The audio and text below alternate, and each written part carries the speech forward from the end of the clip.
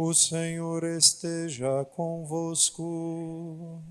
Ele está no meio de nós. Proclamação do Evangelho de Jesus Cristo segundo Lucas. Glória a vós, Senhor. Naquele tempo, Jesus desceu da montanha com os discípulos e parou num lugar plano. Ali estavam muitos dos seus discípulos e grande multidão de gente, de toda a Judéia e de Jerusalém, do litoral de Tiro e Sidônia. E levantando os olhos para os seus discípulos, disse: Bem-aventurado vós os pobres, porque vosso é o reino de Deus. Bem-aventurados vós que agora tendes fome, porque sereis saciados. Bem-aventurados vós que agora chorais, porque havereis de rir. Bem-aventurados sereis quando os homens vos odiarem, vos expulsarem, vos insultarem e amaldiçoarem o vosso nome por causa do Filho do Homem. Alegrai-vos nesse dia e exultai, pois será grande a vossa recompensa no céu. Porque era assim que os antepassados deles tratavam os profetas. Mas ai de vós ricos, porque já tendes vossa consolação. Ai de vós que agora tendes fartura, porque passareis fome. Ai de vós que agora rides, porque tereis luto e lágrimas. Ai de vós quando todos vos elogiam, era assim que os antepassados deles tratavam os falsos profetas.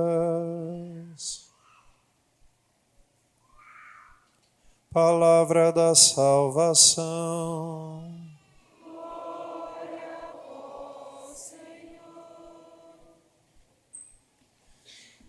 Caros irmãos, vamos tentar fazer espaço nos bancos. Tem algumas pessoas em pé, de fora também. Se alguém quiser, lá em cima ainda tem também algum lugar, tá bom? Vocês que estão aí de pé. Quem está de fora, sobretudo, que às vezes não encontra um bom lugar. Meus caros irmãos, este texto que nós ouvimos hoje, eu tento sempre fazer isso, a cada homilia que explico, tentando colocar o texto, vamos dizer assim, dentro do contexto. E por isso, às vezes, faço memória das passagens passadas, né? Ou seja, aquelas que nós já ouvimos ao longo dos domingos que nós estamos aqui meditando, ou mesmo aquelas que a gente não ouve na liturgia, mas fazem parte da Sagrada Escritura e que nos ajudam a entender o contexto. Então, no domingo passado, nós meditamos aquele texto conhecido da pesca milagrosa, que é o modo como São Lucas transmite a vocação dos primeiros apóstolos.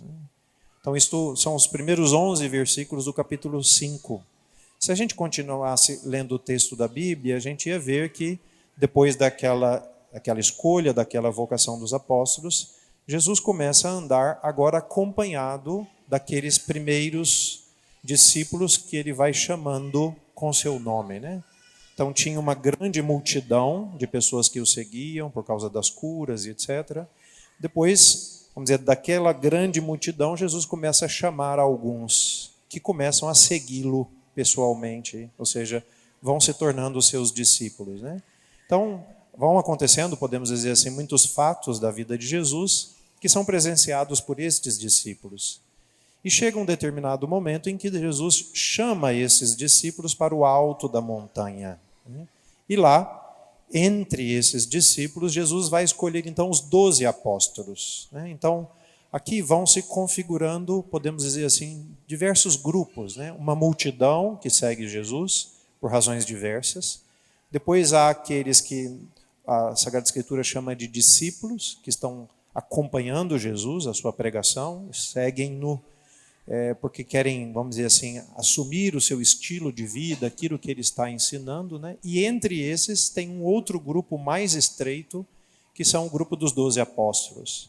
O texto dos apóstolos da escolha dos apóstolos está imediatamente antes deste. Então Jesus está na montanha com os seus discípulos, entre eles ele escolhe os 12 apóstolos. E aí o texto de hoje diz que Jesus desceu da montanha, acompanhado com os discípulos e com estes 12 que ele chamou e a quem deu o nome de apóstolos, né? E aí Jesus se encontra então nesta planície. Por isso que no texto de Lucas a gente vai chamar este sermão de sermão da planície. O paralelo a ele é no Evangelho de Mateus o sermão da montanha, né? Então são dois textos que, vistos sob aspectos diferentes, né? Jesus então está ensinando os apóstolos, está fazendo um grande sermão, como se fosse uma grande homilia, para ir ensinando os seus discípulos e os seus apóstolos, né? Para que eles caminhem com ele, claro, e depois vão ser enviados em missão. Aqui, se comparado com o texto de Mateus, este texto de Jesus, que a gente conhece como as bem-aventuranças, tem ligeiras diferenças, né? Eu não vou entrar propriamente nessas diferenças, fazer comparações de textos, nem hoje gostaria de dedicar a minha meditação propriamente ao conteúdo das bem-aventuranças. Mas eu queria hoje, pensando também na primeira leitura de hoje, eu queria tocar em um ponto da meditação que me parece interessante, né? Essa atitude de Jesus de estar na montanha e depois descer da montanha para ensinar o povo, lembra aquilo que fez Moisés depois da libertação do povo de Israel do Egito, né? Então, Moisés liberta o povo do Egito, leva eles deserto adentro e vai para os pés do Monte Sinai. Depois ele faz a mesma coisa, sobe na montanha para rezar e depois ele desce com as tábuas dos 10 mandamentos. Jesus faz uma coisa bastante semelhante, só que ao invés de subir e descer, podemos dizer assim, com tábuas da lei, o que ele faz, né? Ele vem para inscrever a lei no coração das pessoas. Então, antes a lei e a palavra de Deus estavam escritas em pedras. Agora a lei e a palavra de Deus devem ser escritas, isso são palavras de São Paulo, no coração do homem. Então Jesus desce da montanha para que as suas palavras sejam escritas no coração do homem. E esta mudança mostra que tem algo na fé cristã que diferencia daquela fé dos judeus, né? Que depois São Paulo vai, vamos dizer assim, várias vezes explicar nas suas cartas, né? E que Jesus mesmo um dia vai chamar a atenção. Se a vossa justiça não for maior do que a justiça dos fariseus, não entrarei no reino dos céus, né? Então, há um elemento da fé cristã que é esse da sua interioridade, que é muito importante, né? A palavra de Deus, no nosso caso, está impressa dentro de nós, ou deveria estar impressa no nosso coração, né? Só que os discípulos de outrora eram aqueles que estavam perto de Jesus. E nós somos os discípulos, né? E na apresentação das bem-aventuranças, fica muito claro, né, que Jesus, na verdade, está propondo duas possibilidades de caminho, né? Ou seja, Jesus está apontando, como naquele texto do Antigo Testamento, né, o caminho das bem-aventuranças e o caminho dos ais, né? No Antigo Testamento se apresenta como ai de vós que confiam nos outros homens, felizes de vós que confiais em Deus, né? Então aqui a gente nota, como no Antigo Testamento, né, que muitas vezes aparecem este duplo caminho, né? É sempre colocado diante de nós duas possibilidades, né? E Cristo vai falar disso de diversas maneiras. Vai falar, por exemplo, do caminho estreito, da porta estreita, ou do caminho largo com a porta larga, né? Então isto é um outro modo de dizer a mesma coisa, né? Ou vai falar da luz e das trevas, né? Todas são metáforas, comparações que Jesus vai usando, que também no Antigo Testamento eram usadas, para dizer que diante de nós há duas possibilidades. E a gente pode dizer duas possibilidades que são radicalmente opostas, né? E que depois São João vai falar do mundo, né, e daqueles que seguem Jesus, ou seja, são expressões distintas para apresentar essa mesma realidade, ou seja, do duplo caminho, né, ou de duas opções que nós temos. No Antigo Testamento há uma expressão muito bonita que o povo de Israel escuta, né? Coloco diante de ti a vida e a morte, a bênção e a maldição. Né? Então, está vendo? A mesma ideia de duas possibilidades. Né? E, por isso, diante de nós não existe três possibilidades. Ou seja, não existe a possibilidade da indiferença. Nós não temos a possibilidade de seguir Jesus, né? Ou seja, o caminho de Cristo, o caminho das bem-aventuranças, e, ao mesmo tempo, um outro caminho, que aqui é representado pelas palavras de Jesus, por aqueles ais, né? Ai de vós, e muito menos não é possível, podemos dizer assim, ficar em cima do muro. Né? Há uma expressão muito forte de Josué que diz: até quando vocês vão claudicar com as duas pernas? Né? Ou seja, vocês vão mancar com as duas pernas. Como se a gente pudesse andar com uma perna no caminho de Deus e uma perna no caminho daquele que não é de Deus. Né? Então, já no Antigo Testamento, o profeta chamava atenção para esta realidade, às vezes muito presente, de que a gente não se decide. Né? A gente não decide se vai para o caminho das bem-aventuranças ou não se decide se vai para os caminhos dos ais. Né? E por isso eu acho que talvez um dos pontos que hoje a gente deveria seriamente pensar é: que decisão nós estamos tomando na nossa vida? Certamente, esta ideia de um duplo caminho poderia nos fazer pensar que a gente escolhe um lado e aí está tudo pronto, né? Fizemos uma escolha uma vez e vamos, a partir dali, então, seguir adiante e vamos continuar desta maneira, né? Há, vamos dizer assim, este engano de pensar, ou o engano de pensar que uma escolha feita assim resolve as coisas como que magicamente. Qualquer cristão sabe bem que, mesmo tendo escolhido o caminho de Jesus, não raras vezes a gente muda de escolha, né? Em certas situações pequenas, ou às vezes grandes, a gente está num caminho e a gente passa para o outro, né? A gente começa a variar. Né? E não só isto, né? Que este elemento da duplicidade, seguindo a intuição de Jesus, não é tanto uma coisa fora de nós, é dentro de nós. E nesse sentido, o nosso coração, ou seja, o coração humano, né? Ele infelizmente tantas vezes permanece meio que indeciso, ou podemos dizer assim, seduzido muitas vezes a abandonar o caminho de Jesus. Ou mesmo quando há uma decisão bastante firme, né? Às vezes o nosso coração acaba nos traindo, né? E a gente que queria ir na direção de Cristo, das bem-aventuranças, acabamos tomando outros caminhos, ainda que não seja em tudo da nossa vida, né? Ou seja, há uma correção que precisa ser feita dentro de nós, a começar dentro de nós, e depois isto tem que externalizar-se para as nossas ações também. Então, eu acho que há uma primeira pergunta que a gente deveria fazer qual caminho nós temos escolhido?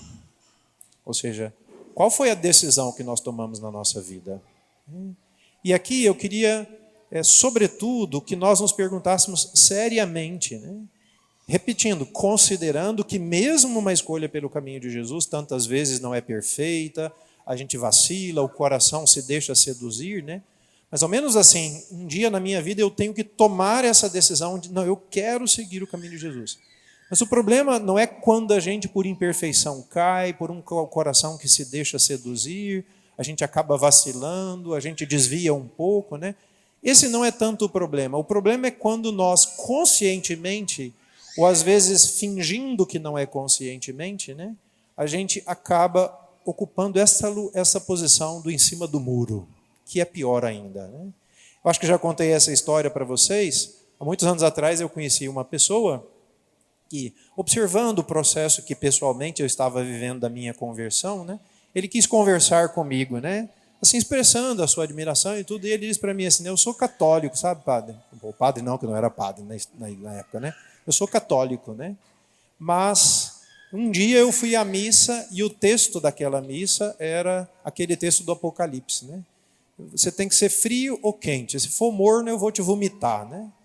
E aí ele disse, bom, quente eu não ia dar conta, morno, Deus ia me vomitar. O que eu fiz? Eu escolhi ser frio, né?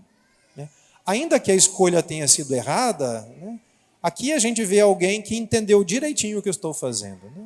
A gente tem que fazer uma escolha na nossa vida. E também não fazer a escolha, que às vezes acontece, né? A gente não se decide nem por um lado nem por outro. Também não fazer a escolha já é uma escolha de ficar em cima do muro. Ou seja, não há possibilidade propriamente de indiferença diante da palavra de Deus. Ou nós escolhemos um caminho, ou nós estamos para os outros. Ou nós escolhemos o caminho das bem-aventuranças, ou vamos escolher um outro caminho, né? Por isso, eu queria justamente que a gente fizesse isso, né? Revisse, né? Cada um pudesse rever qual escolha ou não escolha, que já é uma escolha que está fazendo. E eu sempre tenho indicado, não uma coisa assim teórica, né? Às vezes a gente pensa teoricamente. Claro, teoricamente todos nós que estamos aqui, em tese, escolhemos Jesus Cristo. Porque imagina, num domingo de manhã, às 8 horas da manhã, podíamos estar em casa, dormindo, fazendo qualquer coisa, e estamos aqui. Então, ao menos teoricamente, do ponto de vista exterior, podemos dizer assim, nós escolhemos Jesus. Porém, nós sabemos que precisa muito mais do que isto. Não é que eu sou crítico a isto, mas eu gosto sempre de estimular a vocês a refletirem mais profundamente sobre o próprio caminho. Estar sentado no banco da igreja no domingo de manhã ainda não resolve. Ainda não é a resposta em último sentido. Certamente muito importante. Certamente de grande valor, sobretudo porque é a participação da Santa Missa. Mas isso não resolve. A grande pergunta é, e quando eu saio dessas 4 paredes? Quando eu chego no meu trabalho e eu encontro o chefe que é chato, aquele meu amigo do lado que mente, quando eu vou para o grupinho de amigos e está todo mundo fofocando, quando alguém me faz uma proposta indecorosa e eu tenho que aceitar ou não participar de injustiça, de mentira, de fraude, de desonestidade. É lá no frigir dos ovos da nossa vida que, na verdade, nós estamos fazendo a escolha concreta. E a grande pergunta é, e é bom que a gente faça um sério exame de consciência, qual é a escolha que nós estamos fazendo? Qual é a escolha que nós estamos fazendo? E por isso que a fé cristã não se resolve só em palavras ditas, e não só nas manifestações oficiais da nossa fé. Isto é muito importante, mas é talvez mais importante, podemos dizer, como tudo isso impacta na nossa vida concreta. Por que eu estou falando isso? Porque Deus é muito bom. Eu penso sempre, né? Quantas vezes nós já ouvimos um texto como esse? E quantas vezes Deus, através da sua igreja, ainda vai nos fazer ouvir textos como este? Né? Para que a gente tenha a possibilidade de novo, e mais uma vez, e outra vez, ir revendo a nossa vida. Revendo a nossa vida. Para que a gente possa de novo fazer não só uma escolha teórica, que é importante fazer. É importante que a gente um dia chegue, não, eu quero seguir Jesus Cristo. Mas, sobretudo, né, que a gente se empenhe depois para, na prática da nossa vida, ir convertendo a isso. Por isso eu queria pedir, né, eu tenho sempre tentado apontar caminhos assim bastante concretos, 2 atitudes. Em primeiro lugar, então, um bom exame de consciência hoje. Todos nós deveríamos fazer. Olhar para a nossa vida e nos perguntar, para a nossa vida, não para a teoria, né, para a nossa vida concreta. Para qual caminho eu estou indo? O dos ais ou da bem-aventurança? O de quem confia em Deus ou de quem confia no homem? Né? Para pensar sempre nessa duplicidade, da bênção, da maldição, da luz ou das trevas, da porta estreita ou da porta larga. Né? E repito, não pensem isso teoricamente, olhem para a vida de vocês. Né? Então, isso é a primeira coisa. E depois, um bom propósito de mudança. Em primeiro lugar, de novo, retomar a decisão pessoal, quero seguir Jesus Cristo. Mas depois pensar na própria vida e concretamente tomar alguma decisão bastante. Aqui eu vou mudar. Eu vou correr esse risco diante das pessoas de viver segundo o discípulo de Jesus Cristo. Louvado seja o nosso Senhor Jesus Cristo.